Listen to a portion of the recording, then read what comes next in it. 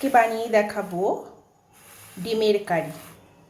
তার জন্য ডিম আর আলু সেদ্ধ করে নিয়েছি। গ্যাসে কড়াই বসিয়ে দিয়েছি, তার মধ্যে সর্ষের তেল দিয়ে দিয়েছি, তেলটাও গরম হয়ে গেছে। এবার এতে কিছুটা কালো জিরে ফোড়ন দিয়ে দেব। ডিমগুলো এক এক করে ভেজে নেব হালকা করে।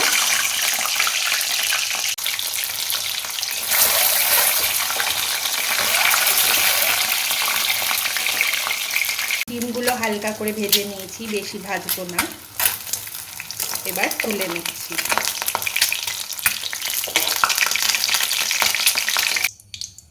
এবার এই ডিম ভাজা তেলের মধ্যেই আলুগুলোও ভেজে নেব। আলুগুলোও হালকা করে ভাজবো।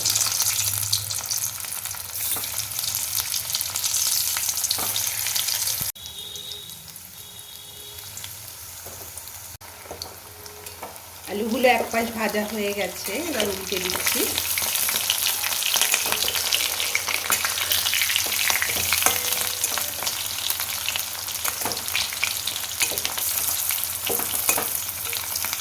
আলুগুলো ভাজা হয়ে গেছে, এবার এগুলো তুলে নেব।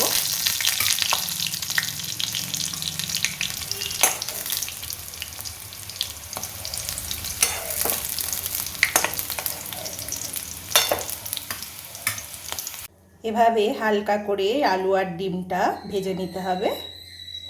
এখানে নিয়েছি কিছুটা পেঁয়াজ কুচি, একটা বড় সাইজের টমেটো কুচি, আর এখানে গ্রাইন্ডারে পেস্ট করার জন্য নিয়েছি পেঁয়াজ, শুকনো লঙ্কা, আদা, রসুন।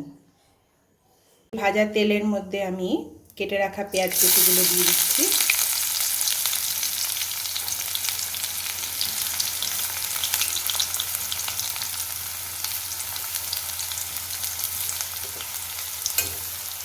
এগুলো হালকা করে ভেজে নিই যাতে কাঁচা পেঁয়াজের গন্ধটা চলে যায়। হালকা করে ভাজা হয়ে গেছে পেঁয়াজটা, এবার এর মধ্যে টমেটো কুচিটা দিয়ে দেবো। টমেটোটাও হালকা করে একটু ভেজে নেব।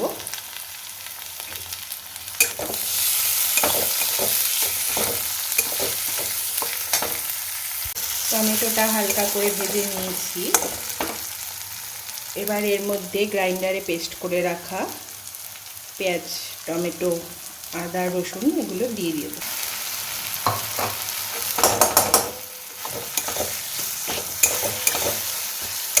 মশলাগুলো ভালো করে কষিয়ে নেব। এই একই সাথে স্বাদ মতো নুন, হলুদ আর সামান্য একটু চিনি দিয়ে দেবো।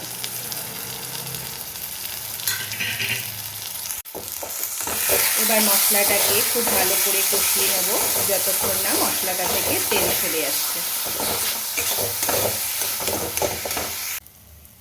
এর মধ্যে সামান্য একটু জিরে গুঁড়ো, ধনে গুঁড়ো অ্যাড করেছি। এবার মশলাটাকে ভালো করে কষিয়ে নেব। মশলাটা কষানো হয়ে গেছে, মশলাটা থেকে তেলও ছেড়ে দিয়েছে।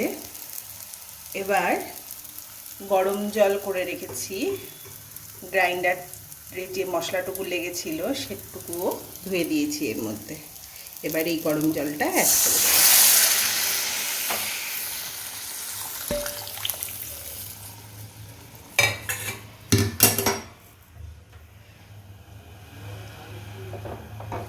ঝোলটা একটু ফুটে উঠলে তারপরে ডিম আর আলুটা এর মধ্যে দিয়ে দেবো।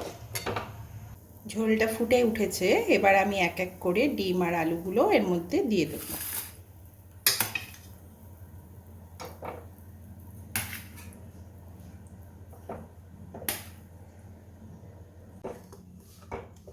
ডিম আর আলুটা দিয়ে দিয়েছি, এটাকে একটু ভালো করে ফুটিয়ে নেব। মোটামুটি 7-8 মিনিট মিডিয়াম আছে।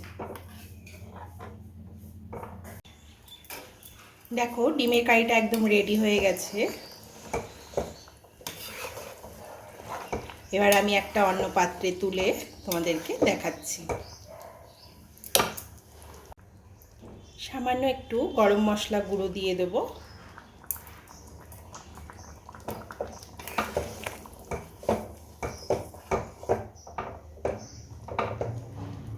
এবার নামিয়ে নেব। দেখো ডিমের কারিটা একদম রেডি হয়ে গেছে। আমি যেভাবে বানালাম তোমরাও একবার ট্রাই করো, দেখবে তোমাদেরও গরম গরম ভাত দিয়ে, রুটি দিয়ে বা পরোটা দিয়ে খেতে দারুণ লাগবে।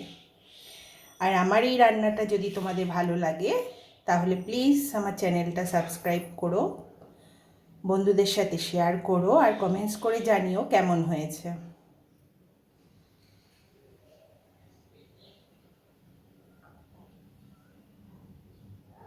নতুন বন্ধু যারা, তারা প্লিজ আমার চ্যানেলটা সাবস্ক্রাইব করে দিও। Thank you. আবার আসবো আরেকটা নতুন কোনো ভিডিও নিয়ে।